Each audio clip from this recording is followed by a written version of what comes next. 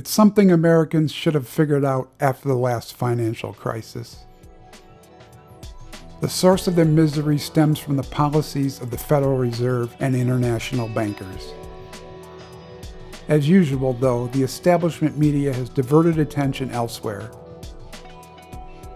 and the financial class of modern robber barons continues its pathological looting and will continue to do so until the bottom falls out of the economy.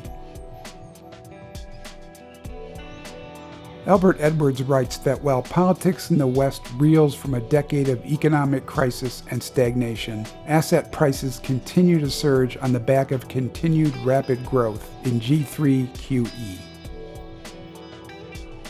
In an age of quote-unquote radical uncertainty, how long will it be before angry citizens tire of blaming an impotent political system for their ills and turn on the main culprits for their poverty, unelected and virtually unaccountable central bankers?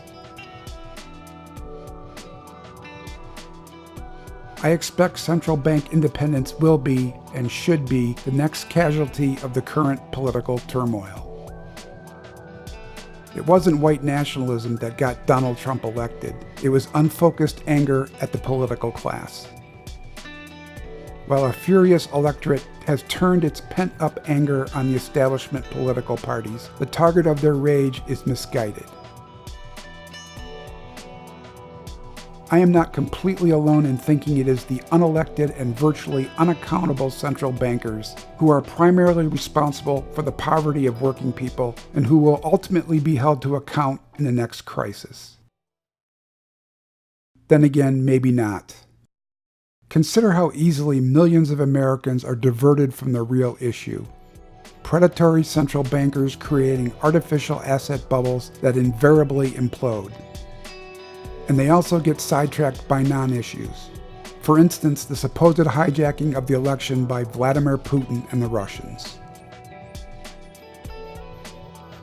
Instead of rage against the banksters, millions of Americans are taking out their rage and frustration on Trump. And on the other side of the left-right divide, they are blaming a melange of careerist Democrats and Marxist social justice warriors. It's the left-right paradigm on steroids. Americans are woefully ignorant when it comes to the Byzantine workings of monetary policy. It's easier to blame the current teleprompter reader than do the work required to discover the real source of the problem.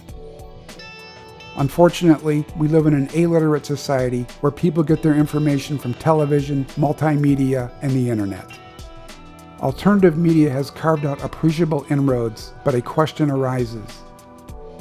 Will enough people learn the truth and make a difference before the economy collapses and the state responds with authoritarian measures and a police state?